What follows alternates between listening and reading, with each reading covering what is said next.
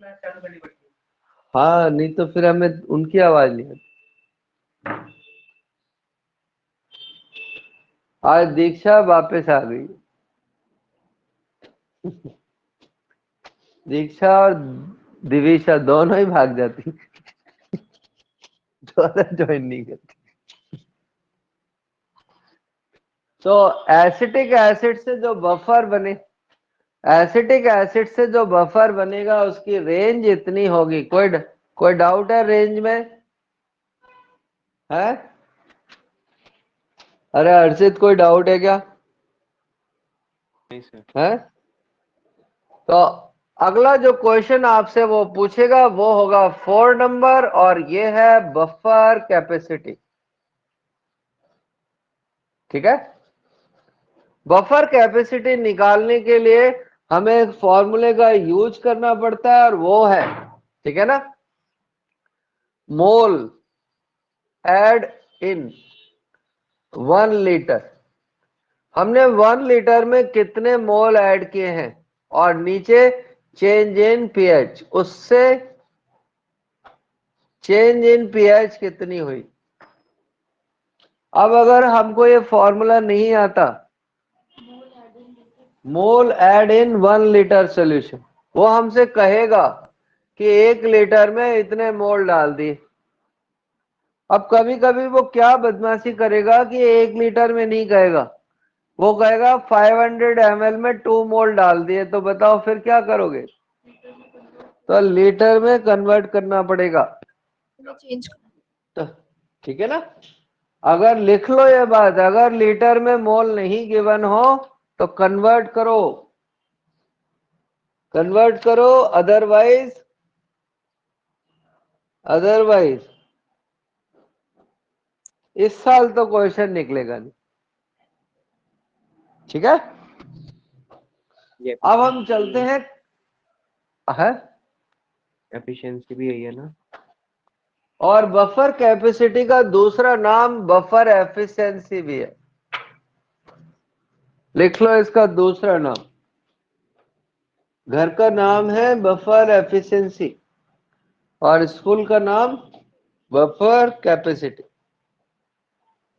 अब हम चलते हैं और देखते हैं कुछ इजी इजी से क्वेश्चन जो हम झेल सके और तुम भी झेल सके। तो पहला क्वेश्चन है, देखो, if 0.5 m acetic acid mixed with 0.5 m sodium acetate,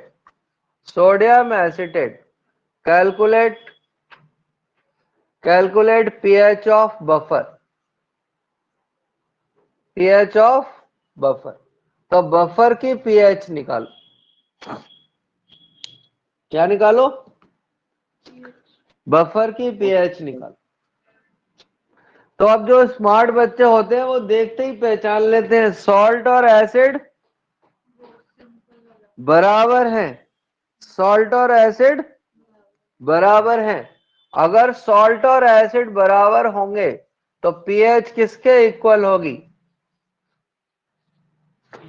और पीके अपन घर से पीके आए हैं, तो उनके लिए ये थियोरेटिकल क्वेश्चन है, उनके लिए ये थियोरेटिकल क्वेश्चन है। और जो घर से पीके नहीं आते उनको पहली बात तो यही पता नहीं लगता ये क्वेश्चन कौन से टॉपिक का है। अगर क्वेश्चन के टॉपिक का भी पता लग जाता है तो फॉर्मूला नहीं आता। ओके, तो ऐसे सॉल्व करते। क्लियर?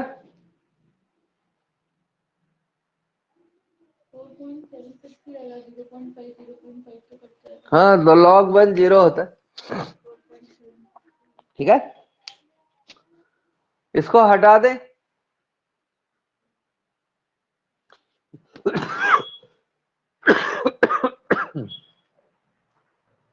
दूसरा क्वेश्चन ऐसे आता है, ये हमारा एसिटिक एसिड है और ये हमारा NaOH।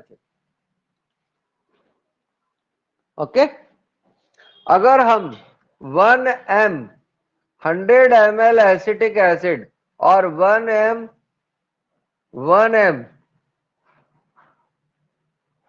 100 ml NaOH की रिएक्शन करा दें तो क्या ये सॉल्यूशन बफर का काम करेगा क्या?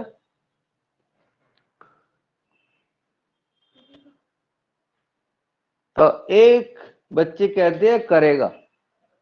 हर्षित है? हर्षित आवाज आ रही है क्या? तो करेगा या नहीं? क्योंकि तुम तो ऐसे ही करते तो हो नहीं, वहां छत पर देखकर करते हो, करेगा क्या? छत कहती है हाँ।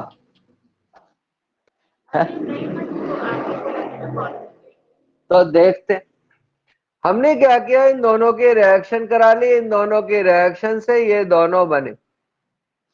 अब दोनों ही बराबर है, दोनों ही, जब ये दोनों ही रिएक्ट कर जाएंगे तो 100 में से 100 रिएक्ट कर जाएगा तो कितना बचेगा? कितना बचेगा? 0। जब एसिड बचेगा ही नहीं तो बफर बनेगा कैसे? ये बफर का काम नहीं करेगा। बता रहे ना, कंट्रोल तो कर।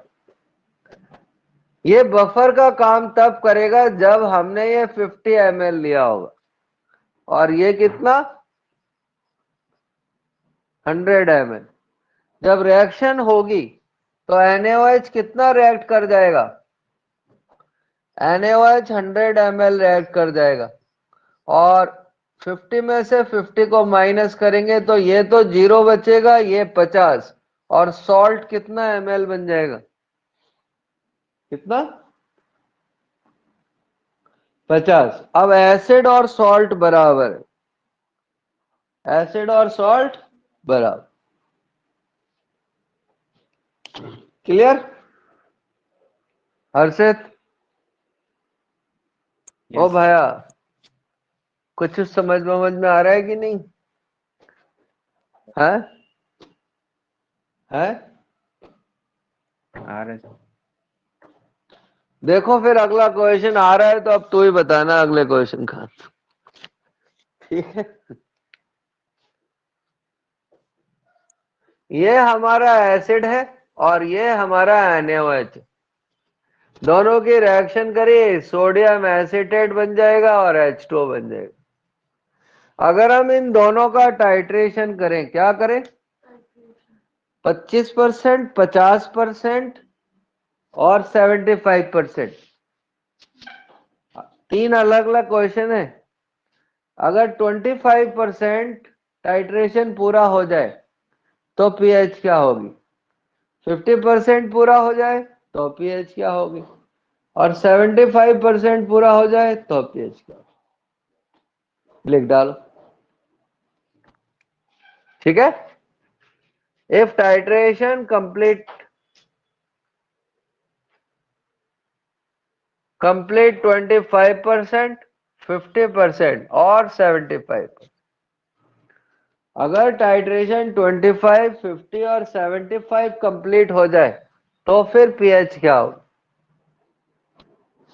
क्योंकि तुम लोग बहुत देर लगाओगे तो हम सॉल्व कर देते। तो हमने क्या किया, सबसे पहले तो ये लिख लिया फॉर्मूला। ओके, अगर 25% टाइट्रेशन कंप्लीट हो गया तो बताओ सॉल्ट कितना बन जाएगा? सॉल्ट कितना? 25%। और एसिड कितना बचेगा? 75। तो अब हम लिख रहे हैं ये तो 25, ये 75। क्लियर? और दूसरे वाले केस में ये 50 और ये 50 और तीसरे वाले केस में ये 75 और ये। क्लियर? तो ये तो बराबर हो जाएगा, ये बराबर हो जाएगा और ये हो जाएगा कितना? log 1/3। तो आंसर हो जाएगा pk minus log 1/3 is equal to pk और ये हो जाएगा pka प्लस log 1/3 3 गलत। by 1। 3/1। ऐसा क्वेश्चन शायद होगा भी, है ना?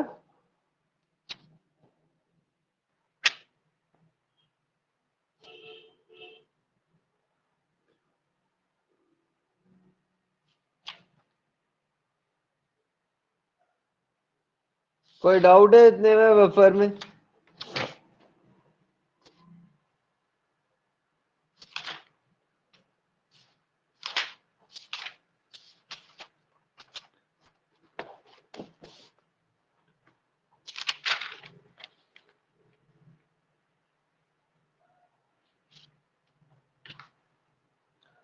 दीक्षा,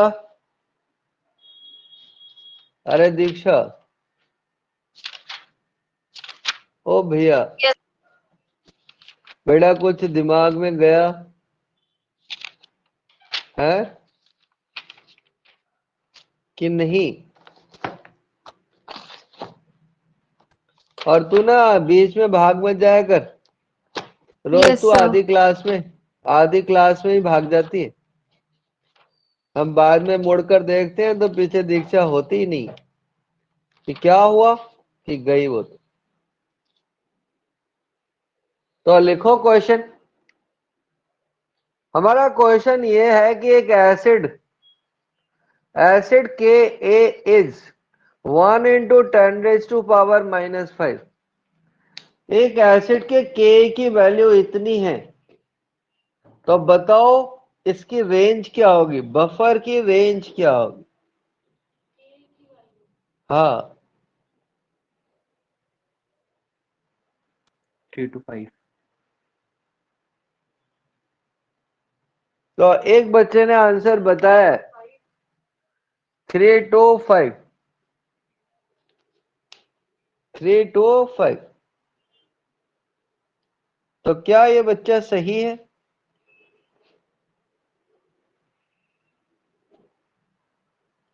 हाँ? हर्षित, 3 to 5 सही है क्या? हाँ, इसको एक check दूसरे किया। बच्चे ने आंसर बताया 4 to 6। 4 to 6। 4 to 6. तो 4 to 6 आंसर ठीक लग रहा है। ठीक, क्या सही है? हम इसका ये के गिवन है तो इसका पीके निकालेंगे। PK. अब जो बच्चे स्मार्ट होंगे वो फट से पीके लिख लेंगे, और जो स्मार्ट नहीं होंगे वो लगे होंगे लॉग लेने में। और जब पूरी साल में ही बच्चा लॉग नहीं सीख पाया तो एग्जाम के टाइम पे कहां से सीख लेगा? तो हमने फट से देखा और 5 में से क्या कर दिया? एक कम और एक एक ज्यादा. माइनस, एक कम, एक ज्यादा।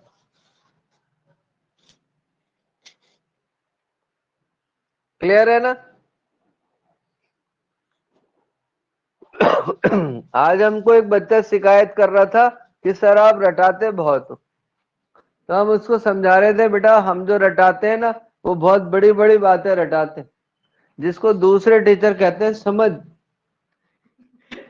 जिसको दूसरे टीचर कहते हैं समझ।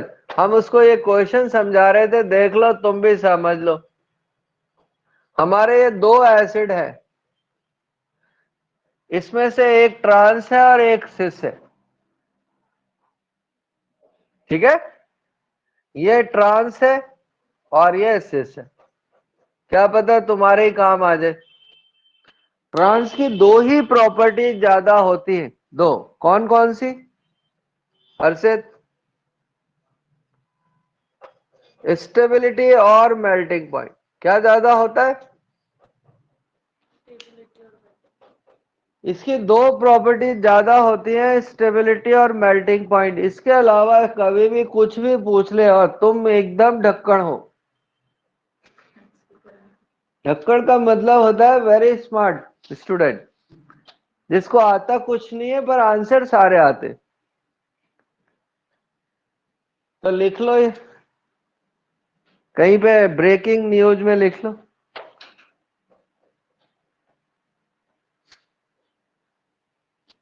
तो दीक्षा, ट्रांस की कौन कौन सी प्रॉपर्टी ज्यादा होती है? क्या सर? ट्रांस की कौन सी प्रॉपर्टीज बेटा ज्यादा होती है?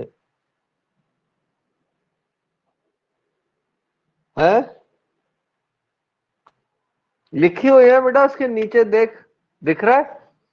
बहुत छोटा मेल्टिंग पॉइंट, स्टेबिलिटी। और स्टेबिलिटी। ठीक है, ये दो प्रॉपर्टीज ज्यादा होती है। अब ध्यान से सुनना, हम क्वेश्चन पुटअप कर रहे हैं।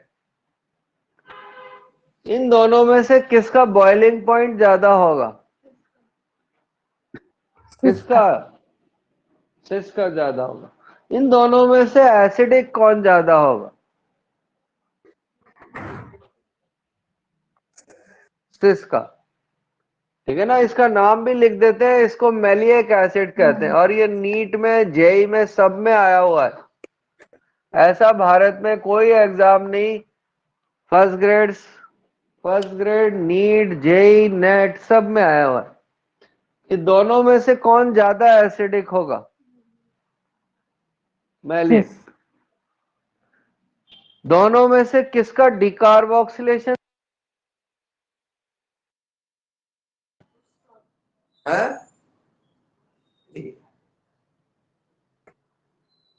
कौन आता है तो बहुत गुस्सा आता है। कितना कितना टाइम हो रहा है?